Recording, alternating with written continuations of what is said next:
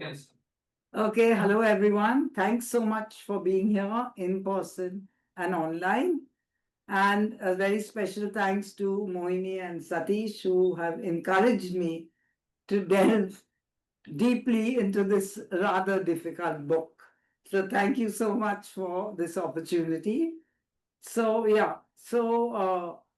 The Dark Labyrinth. The quotation here that I have put is from the New York Times. It says, quite simply, a lovely work of art. Well, I must say that I disagree with this because simple is not a word that can be in any way connected with Lawrence Durrell, and neither, in fact, can lovely. So, yeah, we can go on. Yeah. So before a few words, of course, Mohini said a lot about Lawrence. So I think no need for me to say much more, except that he was born in Jalandhar. So yeah, and another important thing is that he did have mental health issues, but he avoided any kind of treatment for them. Mental health in the early half of the 20th century was a very nascent sort of science. And like Freud and Jung were just coming out with their theories, their ideas, their constructs. Freud, if you remember, during the Second World War, had to be hidden away in, I think it was London. And he refused any treatment, saying that it would interfere with his creativity.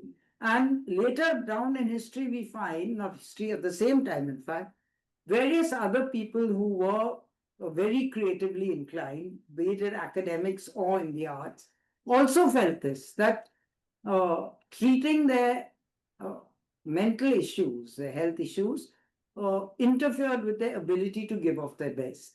So the summary here is that there's this group of tourists who've come ashore from their cruise ship to explore the island of Crete. And they have been kind of enticed into taking a trip into this dark and dangerous labyrinth, complete with a minotaur.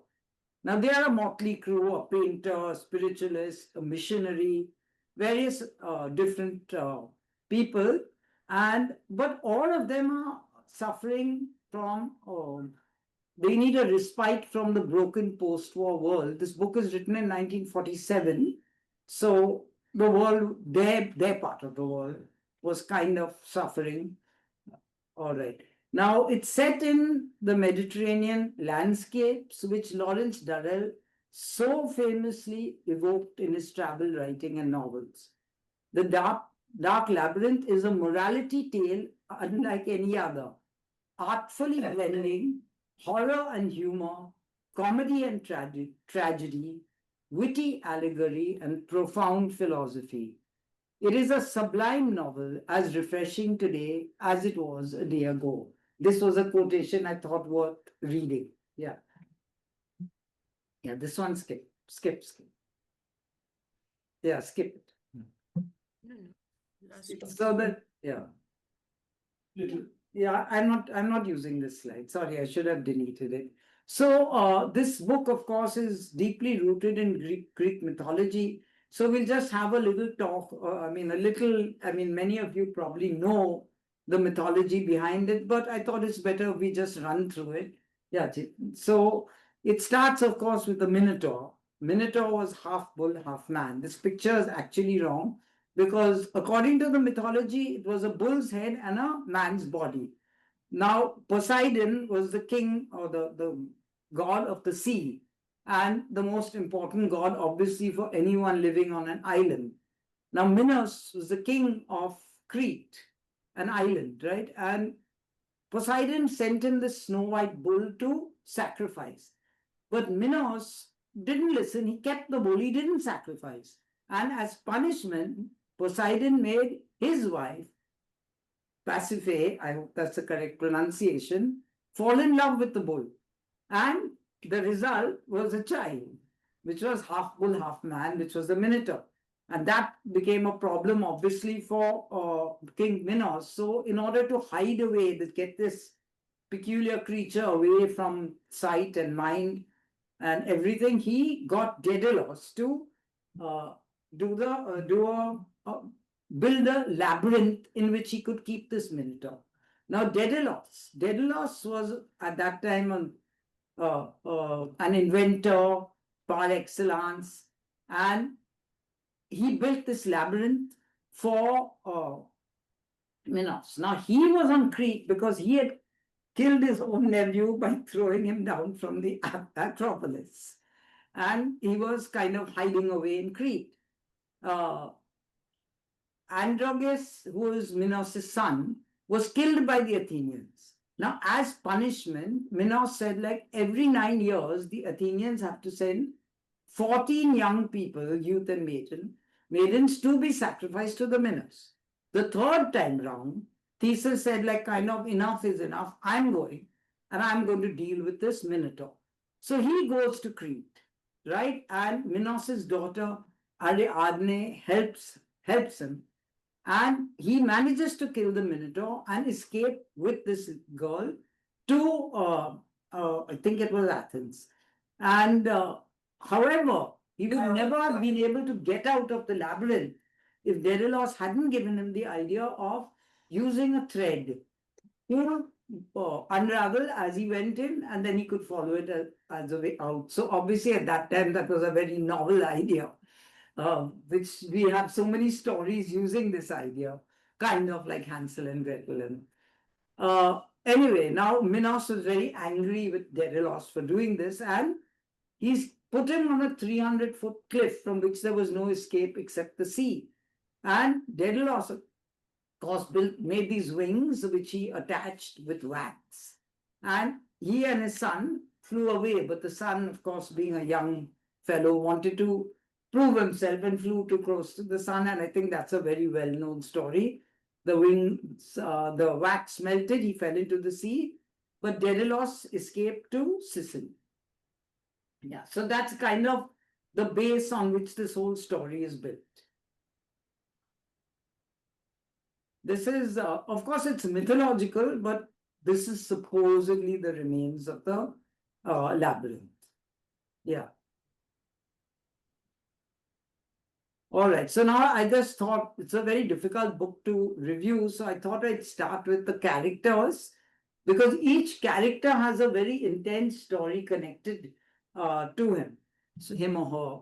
And the characters, one thing that they all share is a psychological unease, which has led them to take this trip onto the ship. Yeah, so that's the thing that they share. So the first character now is of British nobility, Lord Grayson. He's a confirmed bachelor. Now he has just been, his psychological unease has just been diagnosed with a terminal illness, and he's trying to grapple with that. So he's working in the British Museum in the Greek section. His friend Axelos, who lives on this imaginary island Cephalu, sends him some artifacts and says that, like, I've discovered this ancient city of rock in the labyrinth, and please can you check it out. Now he knows that his friend Axelos is a massive scamster, so he doesn't want to tell the British Museum about it. He decides to go on his own to check it out, and also he thinks if he wants to die, he'd rather die in the warmth of Greece than in London. And he describes himself as a poet, neither exciting nor experimental, but published, not self-published, but published. And he considers himself rather an unsatisfactory person, neither damned nor exalted. He's been also a cricketer and scored a century at one of those hallowed stadiums in England, Lords, I think. So that's him. And somewhere along the line, he falls in, kind of gets romantically inclined towards this lower class Cockney passenger. And that's like a very shocking thing for a peer. But only romantically inclined, doesn't do anything.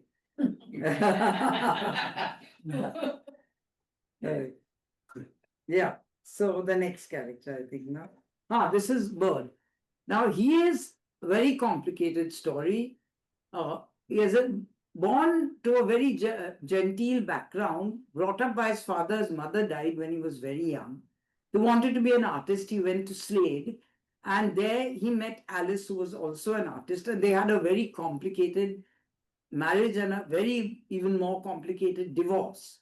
So after this marriage and divorce, he started drifting around the Middle East, all over Greece and then all the other countries, which were then all colonized by Britain, most of them. And he gets such a good knowledge of the Middle East. He learned so many languages that when the Second World War breaks out, and he signs up to be a soldier because he's a kind of lost soul, so he doesn't know what to do with himself. He decides to be a soldier. They put him in the intelligence and they send him to Crete to fight. Crete is then occupied by the Germans and kind of a guerrilla outfit to attack the German units whenever possible. And they are hiding in these caves, which could be the labyrinth, I don't know, but I'm sorry, I'm not very clear on that. And in that, he kills a German soldier in cold blood. A German soldier who has become very friendly with this whole guerrilla unit. And this somehow after the war, when he goes back to England, it starts to trouble him and he has recurring nightmares. And he just can't get over it. So he goes to see a psychoanalyst, Hogarth. Now, Hogarth was in university with Axelos, that's the Greek scamster, and the Lord Grayson, one of the characters here. And Hogarth tells him the best thing is go to Greece, find this body and give the body a Christian burial. Your nightmares will disappear. At the same time, the British, now this is a very interesting piece of information, have had information that the Jews in Palestine, now I don't know which year this is, but it's before 47, obviously, are smuggling arms into Greece. And they want to overthrow the Greek monarchy. So the British, they love monarchies and they don't like monarchies to be overthrown. So they send him to find out the truth about this. All right. On the day of this event, the final event, he is troubled by a sort of obscure excitement which he cannot explain. Yeah. So anyway, that's Baird's story. He's actually on this cruise to find the body of that German soldier. Yeah. Now there's Campion, who's he's an acclaimed artist, cynic, and pessimist. He's not from nobility, but he is a very good artist, very acclaimed artist. And because of that, he's constantly being invited to the homes of the British high class, the society, the peers, and he has most awful things to say about them in very nasty wit, always making fun of them. But he's kind of not a stable person. He can't stick at anything. He keeps moving around, jumping from here to there. And so he keeps getting involved in these romantic situations which he has to get out of, but he doesn't even know why he has to get out of it. That's just his nature. Very sort of ADHD type of human being. And so he is living with this girl and in France, and he decides like, okay, now he's just got to get out of this relationship. On an impulse, he convinces somebody at the Europa's office to let him onto the ship. The ship is half empty, so he's not even on the passenger list. Anyway, and he also, when he's on the ship, is vaguely kind of disturbed by a sense of some sort of disaster about to happen. And the one thing about him, he's always got something to say, which is either offensive or comic. Yeah. So then next we have Fear Max, another very long, complex story. Grew up in an orphanage. He was an epileptic, but he never got the actual care that he needed. And at that time, in some way, epilepsy was kind of connected with mysticism, the occult. People used to somehow feel there was a connection. Now, at 13, he was apprenticed to a bookshop owner who treated him very kindly, and he started to read very avidly, at first for pleasure, but later, in his words, is he was looking for something which would bridge the gap between the universe of light and matter, the whole bigness of it, the immensity of it all, and the small circumscribed universe of the world in which he lived. That was like what he was searching for, an answer to that. Now, he reads so much, his mind gets kind of taken over by all the books that he's reading. And at 38, he discovers presentation. automatic writing, which is like suddenly gets up and his pen starts to move, and then he starts, at that time it was considered seriously. And then he becomes a medium and starts holding seances and becomes quite successful at it. And then he sort of comes in contact with a spirit, the French Marie. And now the French Marie gives him such very good predictions that he actually becomes super famous. I put this point in maybe in the wrong place. On the day of the accident, on the ship, he is very troubled by premonitions of accident that is going to happen on land, not on sea. Yeah, so there's more about him. He's a very long drawn out character. Now, suddenly one day, French Marie disappears and he finds he's unable to conduct his seances. And in the meantime, the rationalists have always been after him. And he and his friend decide to fake, because now French Marie is not there. And the rationalists catch him out and he goes to jail. But that makes no difference to his popularity. He has a huge discipleship, and he finds that discipleship, he calls it horrible. Now, when Campion asks, he's now writing a treatise on the psychic mind and the predisposition to epilepsy and schizophrenia. Now, when on the ship, Campion asks him, what is troubling you about your discipleship? He gets on the ship because he wants to go to the pyramids, because in the pyramids also there's some mazes which have some sort of occult mystic connection. He wants to get to the bottom of that. Now, when Campion asks him, why is it that you don't like your disciples? I mean, you're making so much of money from it and etc. Then he says, my own original man, the suffering part, is prevented from growing by the dead weight of discipleship. So that's a very interesting point of view. So Campion says, then dump it, just dump it and go. So he quotes Martin Luther, not Martin Luther King, but Martin Luther. Here I stand, I can do no other. It's also quite profound. Yeah. All right.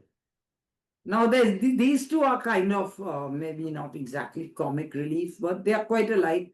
They are a couple, they are eccentric. They are on the ship because they won a competition. They could either get £1 a week or something for life, or go on this first class tour. And being a sort of wild couple, they decide to take the tour. He's very warm, friendly, popular, plays the piano, and keeps teasing this missionary who's on the ship. Whenever she comes around on the piano, he plays something called a Martyr to Chastity. He doesn't say much about her, Elsie, except that she's beautiful. He has been accused of being a misogynist. Accused. I mean, I don't know for sure. But he really doesn't tell us. Lawrence Durrell. And he doesn't tell us much about Elsie, except that she's beautiful and she's got a quite strong character. Okay, then. Now there's Miss Dombey. She is the missionary, right? And she's just filled with this missionary zeal and waiting, telling everybody about the second coming. She's on the ship because she's going to Egypt to prepare the infidel for the second coming. This is the girl, the lady who John Truman plays the song for, okay? She comes from the same village as Bird, but Bird doesn't like to actually interact with her much. Now, she spent her childhood with a missionary father in China, and when she had to be separated from her father died, and she came back to England. It was a huge gaping hole, and this kind of led her into her missionary journey. Yeah, that's Miss Dombey, and she has a little fox terrier she loves madly. Now, Virginia Dale comes from the poorer sections of London. She's a Cockney, and her fiance has died in a plane crash, and she's overwhelmed by grief. And in an effort to overcome this grief, she gets very ill. She decides to study and improve herself and move on in life and lift herself out of this Cockney neighborhood where she lives. And she gets very ill, and so she's on the ship as a uh, convalescent. Now she's studying, in an Oxford kind of community university program, and she's reading this book. And suddenly, Lord Grayson, the poet, he sees like, okay, my poem is, she's reading my poem, and he's so thrilled. On the other hand, he's really bugged why they're using it for a community college, not in the main college. But so he kind of starts getting to know her better and starts helping her out in her English. And he starts feeling like, okay, this was a missing thing in my life, the warmth of a woman, and getting sort of involved with her, just in his head mostly. All right. So then, there, yeah. So now, I mean, that's the kind of main characters. Then there are a lot of side characters. Now, the storyline, as Durrell himself writes somewhere, each of those characters was lost in the labyrinth of their own spiritual discoveries. Each of them was dealing with something. Yeah. So let's now what happens. Yeah. So they are enticed by this little tourist agency to go to the labyrinth. The British Council has warned them, comes on board the ship to say it's too dangerous, don't go. It's a scam, etc. But they are so thrilled to defy the British Council and no, we will go. So they go. And they're extremely excited. They're waiting to see the city of rock, which Axelos claims to have discovered. And the excitement, however, when they reach the entrance to the labyrinth, it's so scary. It's narrow and uninviting. They are now a bit nervous. But they go in, they encourage one another to be brave, and they go through underground streams, all very scary stuff, a river. They encounter bats and a scorpion. And while crossing this underground river, they hear this long drawn, muffled roar, which rises above the noise of the stream and echoes through the galleries which surround them. And of course, it's terrifying. Is there a minotaur? But then all of them are rationalists and they try to explain to one another, no, it's water, it's this, giving all sorts of scientific explanations for it. Yeah. And so they carry on despite hearing that. Yeah. Now they come out of all these dark passages into a place they describe as the cathedral. It's a huge cave flooded with light. And they're absolutely fascinated by this whole, they explore the whole cave and they feel like, okay, this is what our journey was all about. Yeah, great. But the guide and Grayson, for one, they say, no, let's go further. We've got to see this temple that Axelos discovered. So they go down and they find the inscriptions, which are part hieroglyph and part character. Now they're coming back. Okay, they're on their way back, and suddenly this partridge flies out of the cave roof because that the big cave had an opening which flooded the cave with light. And the guide gets so excited to see this partridge. He's like, okay, he wants to find the nest. He starts climbing the sort of ledges that are all around. And now these tourists are saying, chill, man, if you fall and break your leg, what will happen to us? But he doesn't listen. He's just too excited. And he finally finds the eggs of the partridge and he picks them up and he comes out onto this protruding rock to show them triumphantly, I've seen that he's jumping around and boom, that's it. The whole cave starts to crumble because he's created that those vibrations that cause the cave to crumble. Now Grayson had gone a little apart from the others. So he wasn't there. He just sees it happen. The whole thing crumbling, and this huge amounts of dust and dirt, and he doesn't know what to do. All the rest of the tourists are in. He's screaming, he's shouting. Nobody is answering him. He just doesn't know what to do. And then he thinks the best thing is let me go and get help because I can't connect with anyone. And he kind of blunders out. He doesn't even know how. And he finds himself quite close to Axelos's house. So where he goes to raise the alarm. Now what happens to the others? Miss Dombey's all alone. It's pitch dark. She's feeling around and she feels Feomax's body. But she feels this warm liquid on it and she decides, oh, he's dead. This is blood. And that she gets sort of hysterical. And she decides, like, okay, I just have to get out of here. So she starts kind of running and suddenly she remembers stumbling, not running. She has matches. And in a hysteria, she just keeps burning the matches instead of, thinking it out. And before she knows it, she's totally lost. And she has no matches, nothing. And she sits down and she hears the roar. And that terrifies her. And in her pocket, she has these sleeping pills. And she says, like, forget this, I can't handle it. She pops them all and lies down to die. But while she's in that drug state, all her beliefs come back to her, the second coming and etc.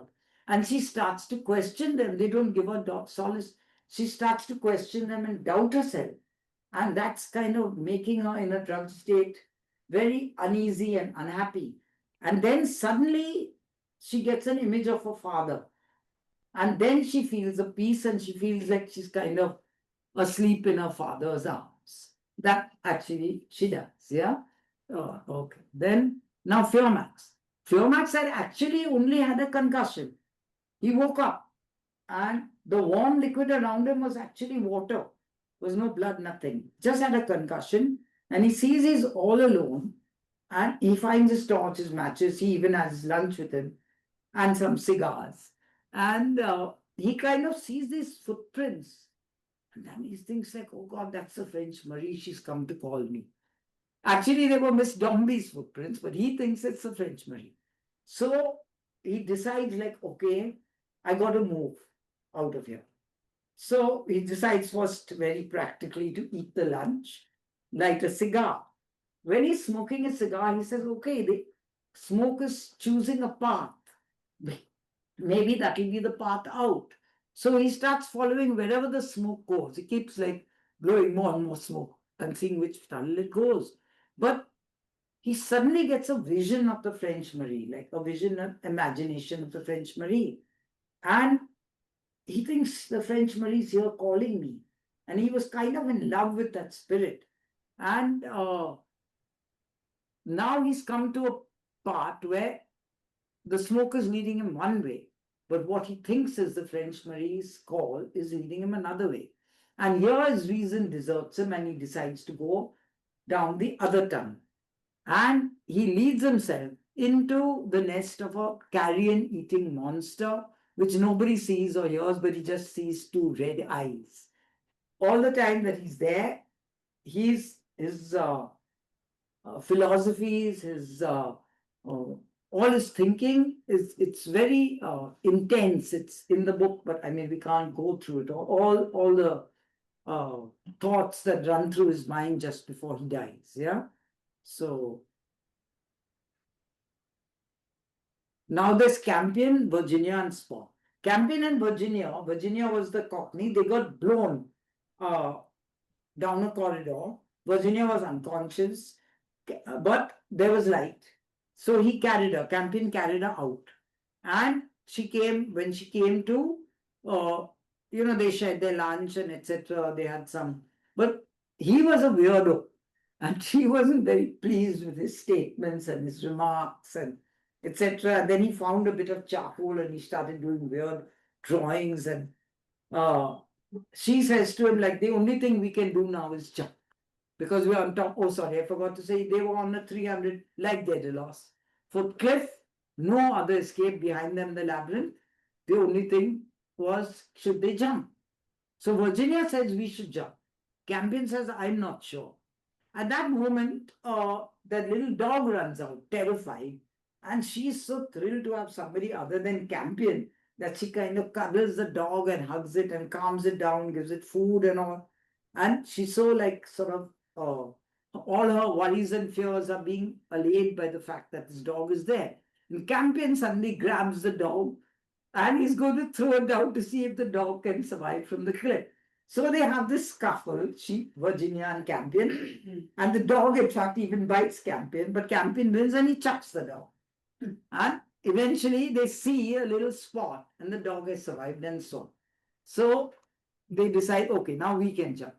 So the next morning they jump because they want to reach shore in the light. And they hold hands and jump. Virginia has been called the woman who fell from the sky. She gets found by the locals and taken to the monastery. She's broken her leg. Nobody knows what happened to Campion. In fact, Virginia cannot even say that, yes, 100% he did jump. So both are looking for him, but nobody knows what's happened to Campion. Now the Trumans, they wander around a bit in the dark and suddenly they stumble out into this beautiful place, which is called the roof of the world. It's like very beautiful. It's got fruit trees. It's got everything. And the only thing is it's very high up, steep, not even cliffs, like steep mountainside all around with forests down.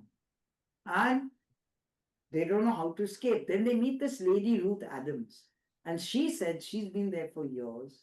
She's been surviving since she was lost in the labyrinth. And there's just no way of escape. She said her husband and his friend had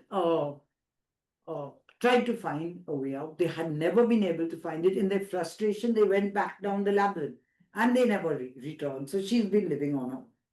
Now, this is a kind of the end of the book, kind of. John has been desperately searching for a way out. He finally realizes that he can't. It ends with him climbing into his wife's bed and trying to feed some solace like from her.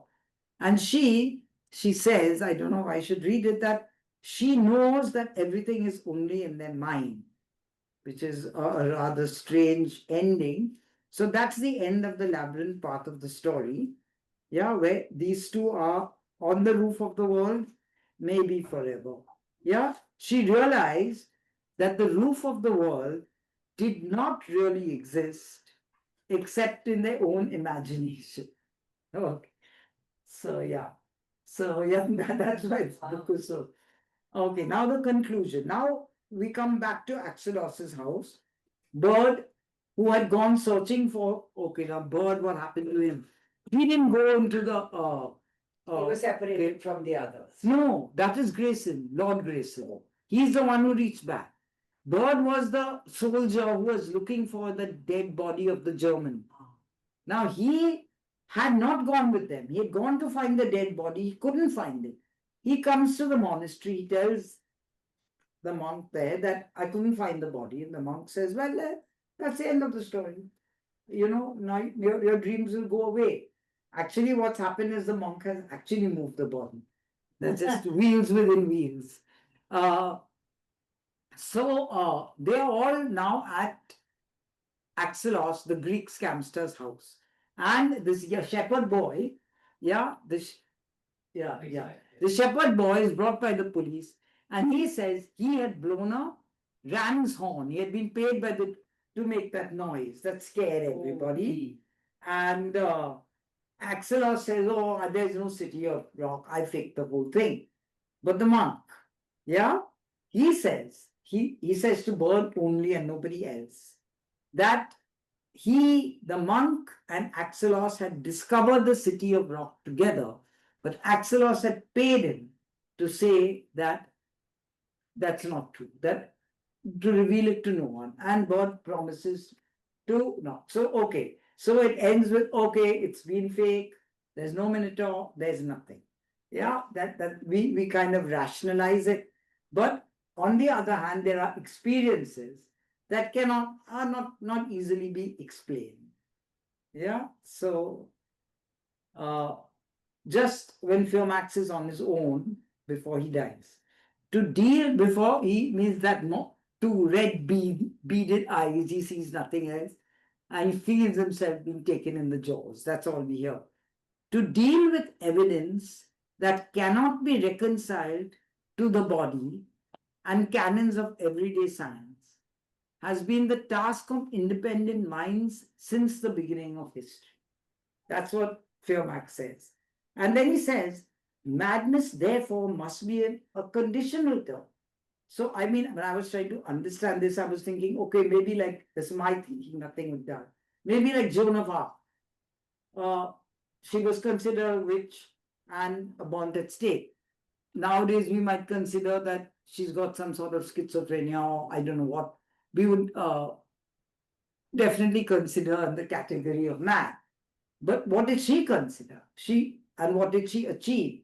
So these are questions that we have to kind of eventually juggle it up with and balance with. And I suppose each one's own experience will lead them to whatever the answer is. So madness is a conditional term. Yeah, I think that's the answer. Yeah, now this is just some literary stuff. So here, this is the observer said, superb not only in great passages of poetical description, but also the casual wit and brilliance of brilliance of comment. Yeah, just a few things and then we're done. Yeah, brilliance of comment. Now, he says about the Second World War, 1 million imbeciles blowing each other's arms and legs off with incredible gallantry and decorating each other with whatever members they have left. Again about the Second World War, if my choice was to lie between having my brains blown out and having them permanently awash with the dirty bilge of political work, he's talking about the War Office, I would rather choose the form. He'd rather have his blown away. And now he's talking about the British colonists, which I think all of us who have lived at the periphery of colonialism might find very interesting. The granite-bound idiocy and moral superiority, the planetary atmosphere of self-satisfaction that each of them carries around to look at himself through. It is staggering. The sense of ritual they had evolved to cover their disastrous negation, their impotence. So he, of course, grew up in colonial India, spent 11 years, yeah? Then there's one or two more slides, yeah? Then poetical,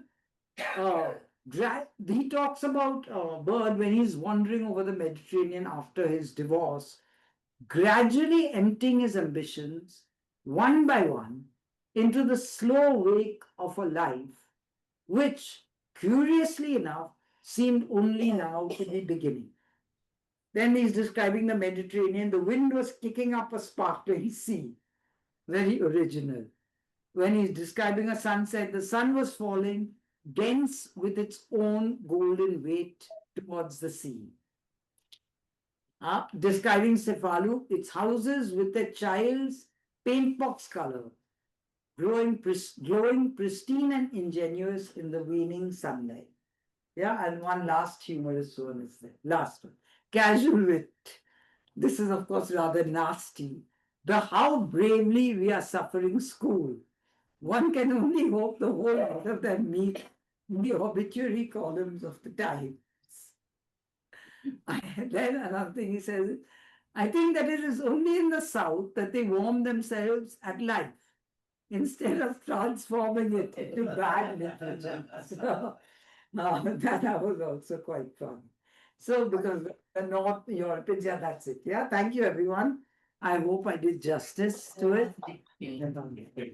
My comment is wow about your presentation. Thank you so much. I mean, you brought it alive. You got the tone. You got the tone of what he says. Folks, what did you think? And I think it's a book worth reading. What say you? I'm halfway through it.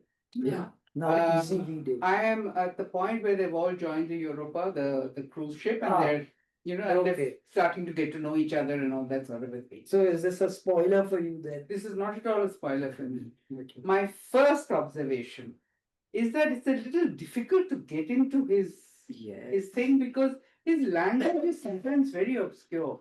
I mean, I absolutely. had to go back and read it and I said, who's he talking about? Is he talking about bird? Is he talking about this? You know, things like that. Of course, the descriptions, as you say, I mean, they glow, you know, Yeah. on and off and all that. And a lot of that, you know, cynicism and thing about the war and all is in the mouth of Campion, Yes. Yeah. Yes. who is cynical about everything. Yeah. So, no, my problem, I think, has been the obscurity. Yes. I wish it was a little clearer. Yes. You know, then it's a story which actually can move fast. But taken by itself, I think the whole situation of Bird, very interesting. Very interesting. Very interesting. And then, of course, you realize that this whole thing is actually trying to understand the psyche and psychology and all that, which at that time was something very new. Nobody even talked about it properly. So it's very rooted in its context. I would say it's slightly dated, the novel. Slightly Dated dated. in terms of themes. It's well projected, well everything, good language, all of that. But thematically, I think it's dated because we have gone a long way from there. You know? Yes. And there's so much more, yeah. Yeah, I read it a long time ago, and I think I was probably not really mature enough to see all the layers. Mm. But now with this, exposition of the various, because since Anna has sort of analyzed it and uh, like, and what you're saying about the language.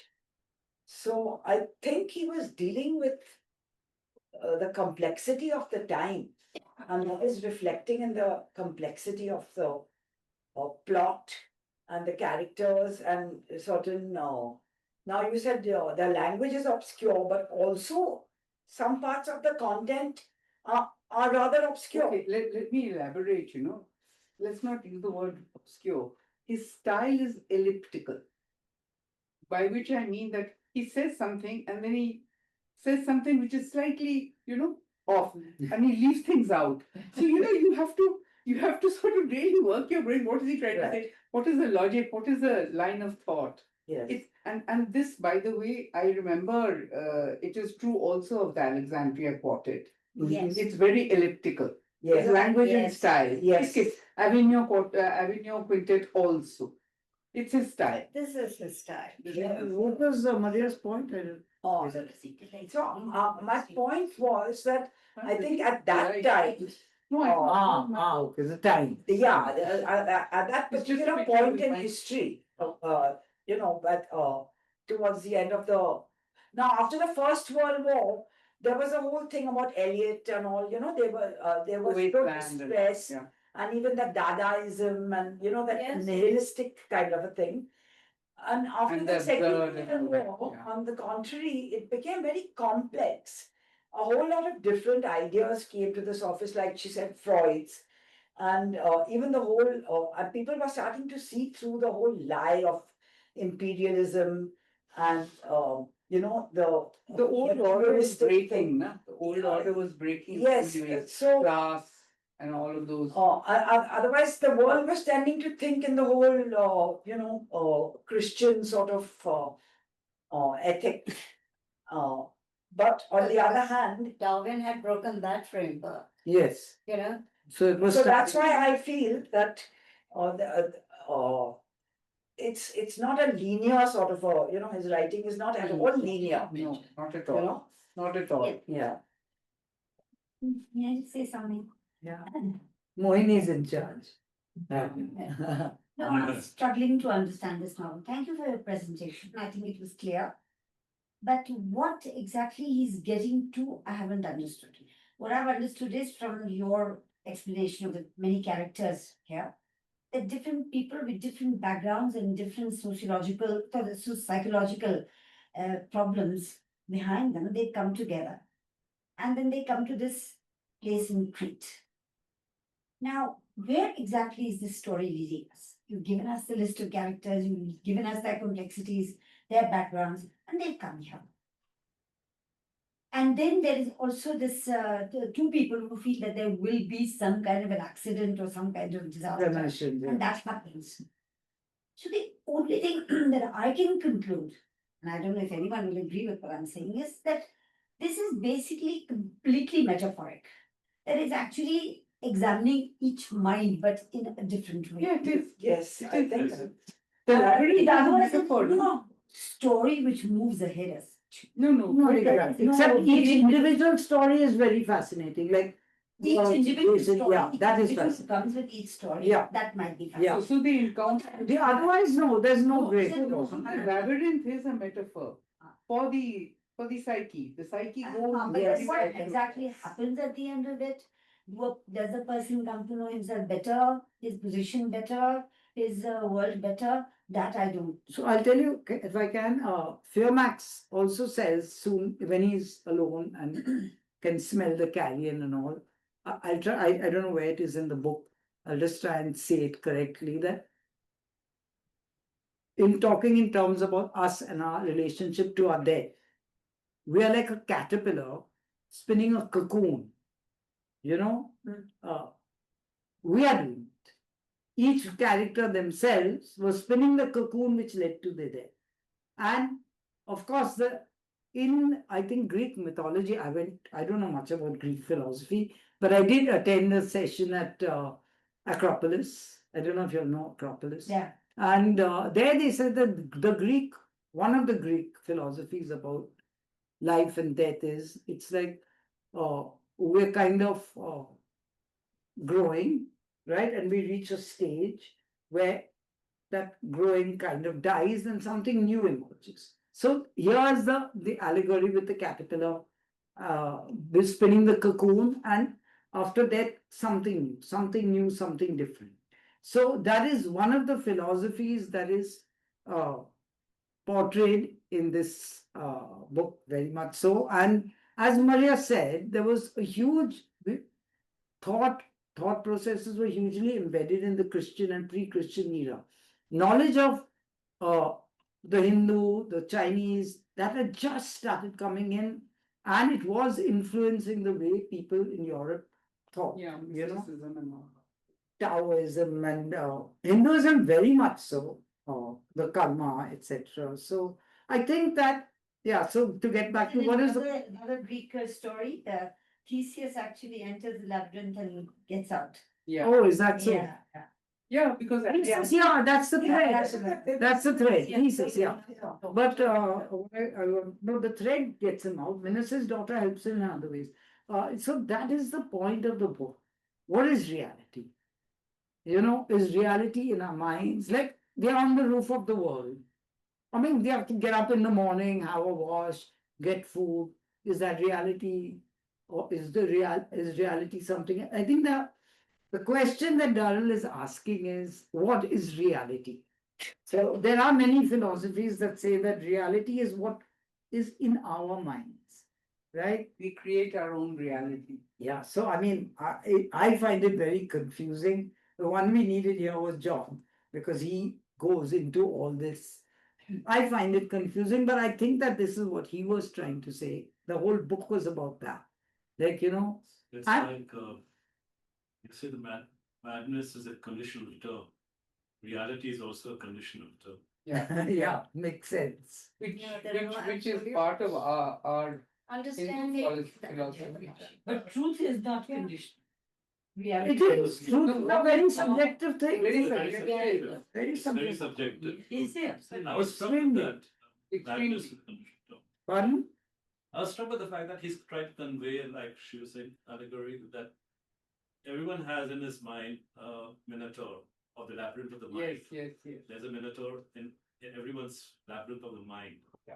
And so the entire book, at the time it was written, as you say, 80 years ago. So, and you also said that Lawrence himself was suffering or not suffering or experiencing mental condition, Mm. alternate He living, was subject to depression. So he was. This was a manifestation of that. This book, Yes. which is conveying the darkness of the labyrinth of his mind. Yes. As everyone has a minotaur, there's a roaring in the mind all the time, or imagining it. So all that is it's a very interesting way of. I heard what she's saying, that it's very irritating. The language is very irritating. I mean, It's that elliptical, elliptical thing is elliptical, difficult. and the aspect that this is dated or something. That is, of course, it's not his fault. That's not his fault. If we had read this book at that time, It we would would have have been been- mind blowing. it would have been mine. So in But this one retrospect, appears dated, does it? Because I mean, people have been writing all the time and I That's don't what I'm think saying. it is big dated or earlier. No, so we have gone, our understanding of it, our familiarity with all of this and beyond, what drives. I mean, I don't know, have you people read the Three Faces of Eve and all of those? It's about schizophrenic, the split personalities. I mean, if you've read those books, those are documented psychological fact, if you will, right? But it's astonishing. And I mean, we've read all about that. We know it's accepted in the medical field, split personality, which is what makes you understand what is the psyche, how many people are there inside of us, and therefore, this is at the very beginning. He's asking the first questions. so to give due to him, he's like the fictionalized Freud, a kind of. Absolutely. Yeah, Yeah. in a way. Absolutely. I don't know if you read that. Of course, we've all, I suppose, read that Gerald Darrell's story, of their life in Corfu. Yes. And Larry comes My across, family and my family, and Larry comes across one of the most hilarious characters. But he also describes there a bit. I remember he says Larry was very funny. He says, sometimes he'd be galvanized into activity, other times he'd be like a lotus eater. He was probably bipolar. Yeah. Okay, now there is another book which has come out called The Durrells of Corfu by that Yes, Michael yes. Haig or Matthew Haig, one of them. I read that. Right. Yeah, what he did is he took the stories from Durrell and he cross-checked with actual fact. When did the family come from India? So he got to know a lot more about his mother, and her life in India, because she was born and brought up in an Anglo-Indian family. Oh. Yeah. So she was used to the Indian way of life and cooking and curries and all of those. And then she married this guy and he was in the army or something, whatever. Or was he an engineer? He was an engineer. So they spent a lot of time in India. And then, it was just on the eve of when he died. Then it was thought politic that she should go with the children to Britain. But she hated Britain because she'd never lived there in her life. I'm talking of The mom. But somehow she made ends meet, but she was also a little woolly, really. And all the children had various problems. His sister, that other brother, One more brother, yeah. that brother, he was mad after shooting and hunting and all that. He had quite a tragic life. I mean, later on, if you think about it, if you read the actual facts, which this Matthew Haig has done. And then Larry, by the way, while they were in Corfu, Larry got married. He was living there with his wife. He had a wife. So when you talk of misogyny, it's very complex. Yes. It's not straightforward misogyny. So he had a wife, and the pictures and photos are all there. So if you read, it's really fascinating. But I believe he doesn't mention the wife at all. Now, No, he doesn't mention the wife at all. Gerald Darrell, Gerald Durrell and Lawrence Durrell have both written about their life in Corfu. yeah. The same years, the same and apparently it's fascinating to see how differently they Yeah, are correct. perceived. But Reality is Those subjective. Amazing. yeah, Yeah. Gerald Darrell then was a kid. So his perceptions would be. Again. Satish, do So we you have see, to ask nothing everyone is online if they want to We, talk? we need to invite the The audience. Yeah. they We would like can't to say pretend they something. don't exist. I'm sure Sanjeev would have something to say. Correct. Why don't you ask? Big Sanjay? books. Sanjay Yeah. and Yeah. Shinya. Sanjay. I have no comment. I like the discussion. Because one thing with Anna, one thing that struck me was that Ian Forster's A Passage to India Yeah. had that visit to the caves Yes. of Mara, right? Yeah. And everybody who went in there comes out with a different story. Yeah. Yes. That's what transformation can be. Yes. So I think this has been one of the foremost characteristics Mm. of modernism, Mm. that there is no such thing as an absolute. Yeah. Everything is a version Yeah. of the truth. But don't we see that in our lives? Yeah, we do. It's now accepted. That's what we're saying, and that's what Larry tried to do. I mean, Lawrence Durrell tried to do in his book The Alexandria Quartet. It's the same situation, same historical facts, same circumstances, but seen from the point of view of 4 different characters, and the interpretations are totally different. But then, anyway, like the others on the screen, Sanjay and who is it? Sanjay? Nargis, would you Yeah, like hi. to say? Am I audible? Can you hear me? Very much.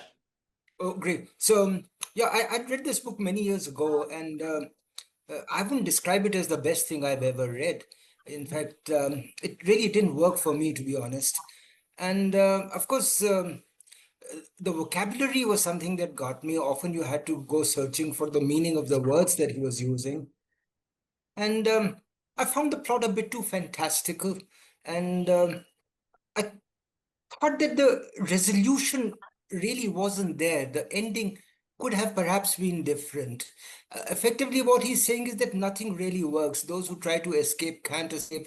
Those who decide to reconcile with reality, that's also okay. There is no clear-cut, unambiguous solution. Everybody's living with his own confusions, and there's no way out of it. In that sense, perhaps life is a labyrinth, I suppose. But didn't really work for me, to be honest. I thought it lacked focus. There are far too many characters, and the way the book is written, there'll be first 30, 40 pages devoted to 1 or 2 characters. Then for the next 70, 80 pages, there's no mention of them. He's focused on another bunch of people. So that didn't, so you've kind of felt disconnected or disoriented at times. That's my impression, yeah. Thanks for that, yeah. Okay. So who else is there? Chetan? Now, this is a school friend of mine. I don't know if she wants Yes. to go. Well, let's ask. She lives in Pune. Nargis, Yeah. Nargis, would you like to give your opinion or make an observation or something? Chatterjee. Please, unmute. Monali is there. Monali is there. Please unmute. Meanwhile, while you're getting ready, can we ask Monali to weigh in? Chatterjee. Monali, I see you, There. or rather see your name, Yeah. but not you. Can we see you, please? There she Hi, is. ma'am. Yes. I could only just join because I've had severe network issues. I don't know if I'm audible, but I could just join now, which is terrible. But I couldn't join earlier because of these network issues. I'm really sorry. But I'll go through the recording in case if I can, so that I can catch up. Thank you so much. Okay. Now Wispy also just came. Oh. Wispy just Oh. came. Where's Wispy? Wispy. Tuesday. Oh, was she not Oh, yeah. here? Oh. Wispy, can we see you? Can we hear you on this? Wispy, can you hear us? No, I just. Wispy, please unmute. What about Chetan and Sunita? Anything? Yes, indeed. Any What? questions? Any observation? I'm sure if I read this book, I'd have the same opinion as Sanjay. It would have been too difficult. But I've enjoyed the discussion. I'm saying that after this discussion, maybe if I now read it, it will have a different meaning. There's It will a- have a Still have to different meaning. wait through the language. She had encapsulated. Here's Wispy. So where does this book stand as compared to his quartet? Oh, I haven't read. I It's haven't a read. little bit smaller. The famous It's one- not famous. It's not famous. No, I'm saying in In comparison, chronologically, in terms of comparison in the writing or the level, you think this book much is lower. much lower. it doesn't have the same. It doesn't have the same weight. I say Acceptance. Alexandria Quartet is big. No, The so Avignon I remember Quartet is- reading Alexander Ford, but that was very simple and straightforward. And this thing is it's so irritating, or it's kind of It's so dark. irritating. I think that people have not seen the depth of what of the thoughts and the philosophies embedded in Depth this is book there. because of the way he's So there written. is depth, yes. You say that these are basically, yes, with depth, independent stories which are tied together with a very fragile thread. Yes, yes, You know, absolutely. that each story brings out some philosophy yeah. differently, which doesn't really join everything together. No, not really. Yeah, you agree with that, do you? Yeah, Anna? except as a psychoanalyst who's psychoanalyzing Okay. 2 or 3 of the characters of Okay. her, who to some extent links it up. Yeah, but you're right. Mm. But somebody wanted to say something. This Crispy is there. Crispy, hi. Yeah, hi. I'm happy to be back. And before I get to comment on the discussion, I love this scene I'm seeing here with people sitting around. It's super. I don't know how you will have managed that, but yeah, that I'm very impressed with that. Otherwise, I feel I am still in the labyrinth.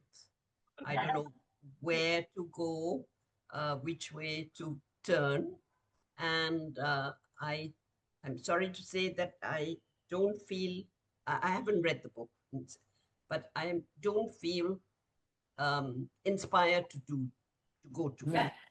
Yeah. Yeah. So that is my yes, reaction. yes. I would have actually, I had planned to read it, but I've been away. I should have taken it with me because I have a copy. Maybe I could have read it and then contributed more positively. But having heard everybody, I feel okay, better to move on to something else that we're going to discuss in the future. In that case, this review today has achieved that exact opposite of any book review. Are you pleased with that?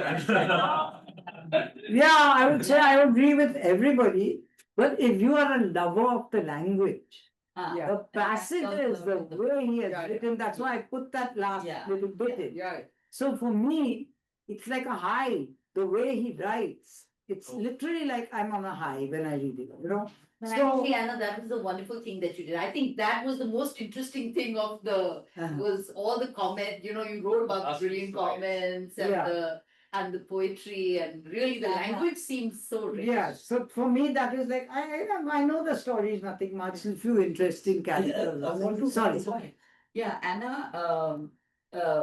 see, this didn't have a definite end, and we all agreed about it. Each one's, you may say, confusion or philosophy, if it can be called.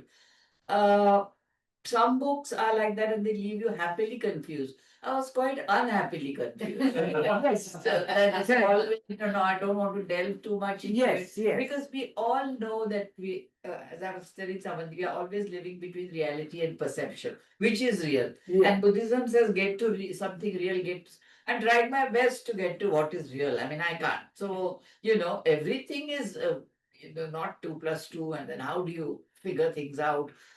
But it's left me very dissatisfied. So, in that sense, So in the sense that life is in some way not very satisfactory. I'm only reacting to the book, Yeah. to the way you put it. Yeah. And then he said there are too many characters, just too many. I Yeah, mean, for me it to is. keep in touch, Yeah. even though you explained the whole thing very well. So for me to move from one to another, each one with his Very. problem. I had to take one of my grandchildren's notebooks and write notes to get it together. It's quite I tough. think it is a book more to be studied Studied, than just read for For pleasure. for pleasure. Yeah. I do think that even all of us over here have accepted that, that's that statement about reality. Everyone's is different.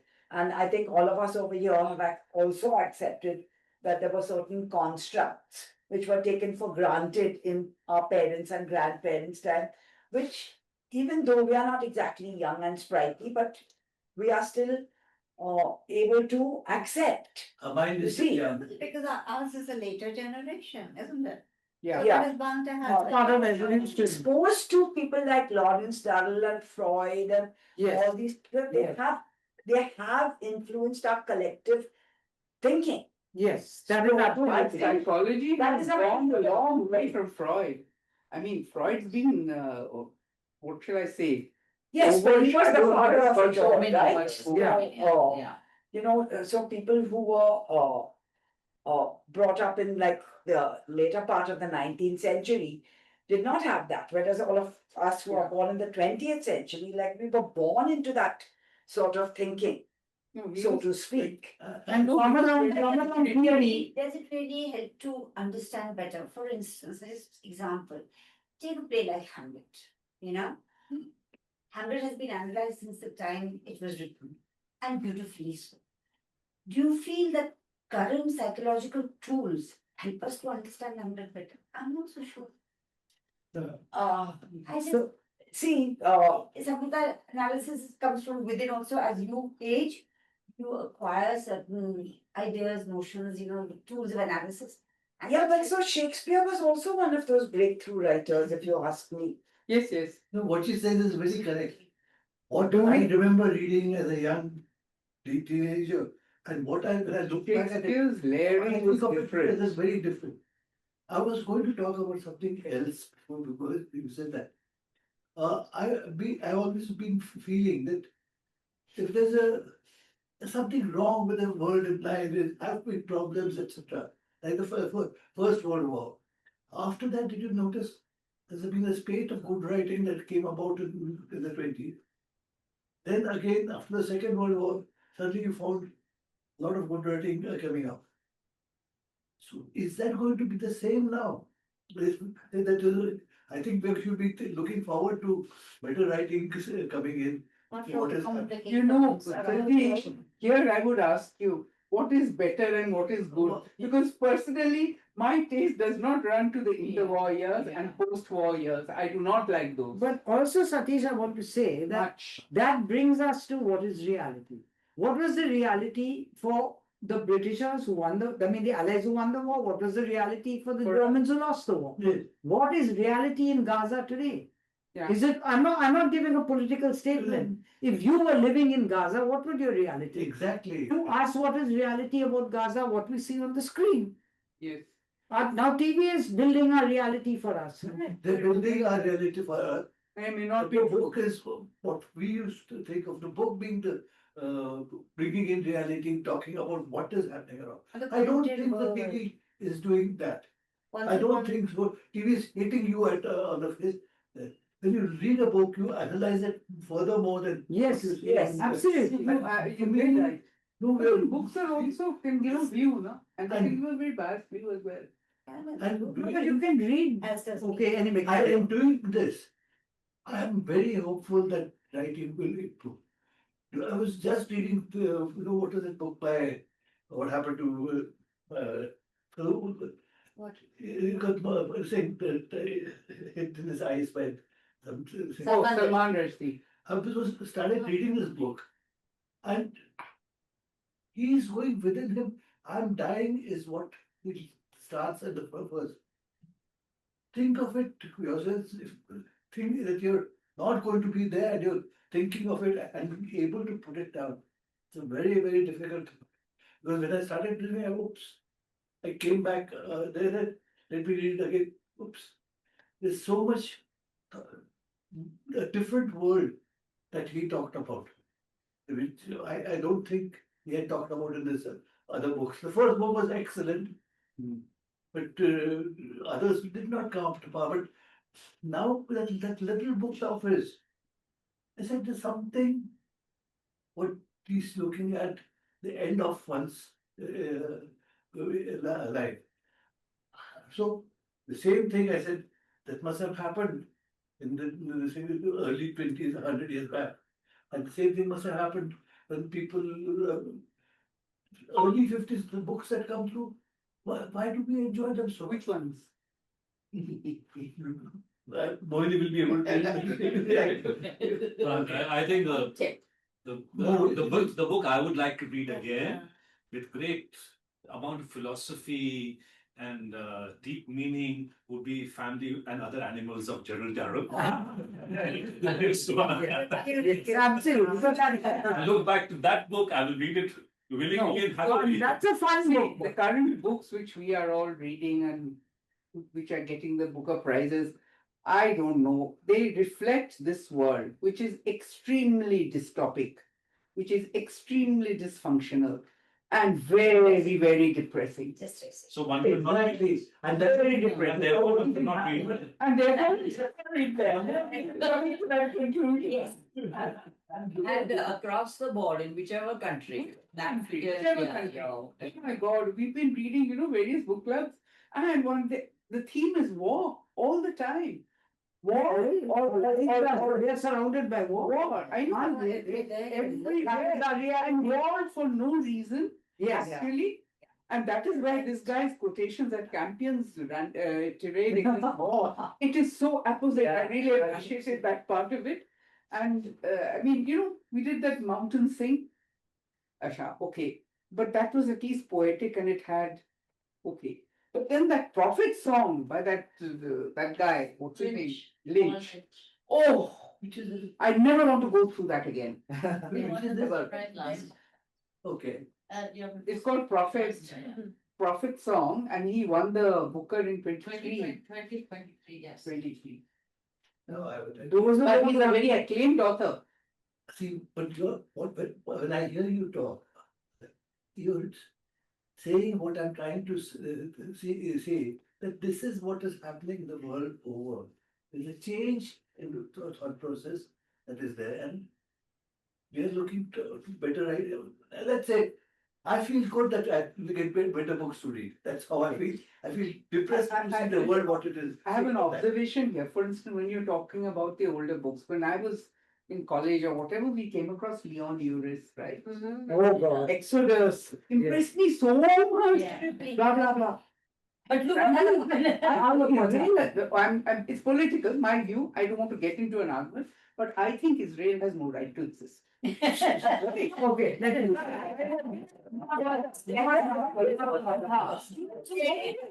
Okay, you came from all the little point where, the word Jew was not slandered. So, how now? Yeah, If you don't want to read My Family and Other Animals to get away from all the horrors of the current literature, read Enid Blyton. The hard point. the way Blyton is not in.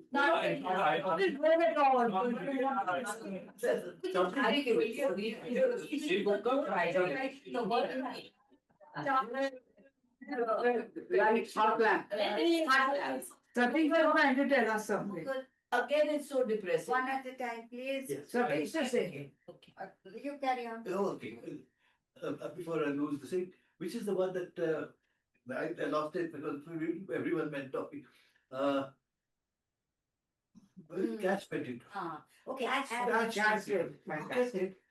It came in, I remember buying that book. I didn't have so much money to buy a book at the railway station. What the book? We used to have those compartments. I let my place go and gave it to the fellow who cleans the place and had it. I finished that book from Bombay to Delhi.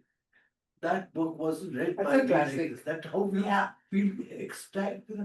So That was now I great. started thinking that aane laga hai. The Catch-22 will be what era was there. Today, that era is the fellow being knifed. That was his era. Someone was talking about that. But even this Khalid, what was the name of those 1,000 Splendid Suns? The five Very good. Again, Hussein Khalid. Fabulous. I'm a big admirer of Margaret Atwood. I'm a big admirer, but I will not read The Handmaid's Tale. Yes. Really. Something. Yeah, and the movie also turned me off. Okay, one at a time. Yes, Gautam. It's this. My view is all of you have aged. And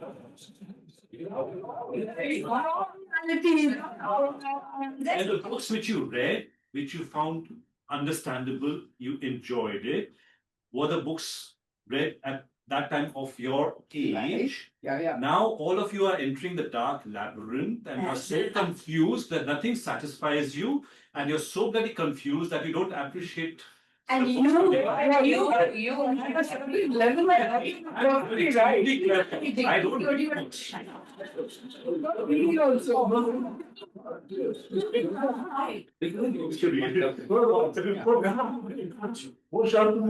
What Sautami is speaking is right. You know, what we are reading, and we say, it is a change of the world. If you It's love what is happening, and that is, it was there every decade or so, this change in our thinking comes through. And what Gautam is very Yeah. rarely with, he's making a joke out of it, but he says, Leave it as a joke. I'm glad he did it like that. Because that's the way always do. Okay. One final, very small point I'd like to make. You know, while you were describing all the characters, Yeah. there's so many characteristics of his own. Yeah. Yes. Lawrence Durrell. Yes, You yes. could recognize them, in Yeah. the characters. Yeah. Okay, so I would like to thank Anna Thank you. above all for and in spite of what everyone has said, I think It it's was a very very enjoyable. worthwhile, Yes, I Okay. agree. and I for one will read it. Okay, I think you made a very clear presentation. Absolutely. In spite of all the confusion and all that you're talking about, your presentation Presentation was was fantastic. very Thank good. you. Fantastic. So, thank you for that. Thank you. Then I would like to thank Chetan and Sunita. Yeah, what a Yes. job, really. Wow, I mean, Yeah, I was at You know, that. thank you What both of you technically is for super. giving your place, for initiating this, what you call the experiment in hybrid. And everyone out there who listened, who commented, who observed, okay? And even one or two who didn't, like Monali, for Yeah. some reason, notice, but they are there, Yeah, they- The whole thing about the book club is read, discover which book is what, Yes, add to that, okay? yeah. So I would call this a very successful session. Yeah, well done, well done. Very much.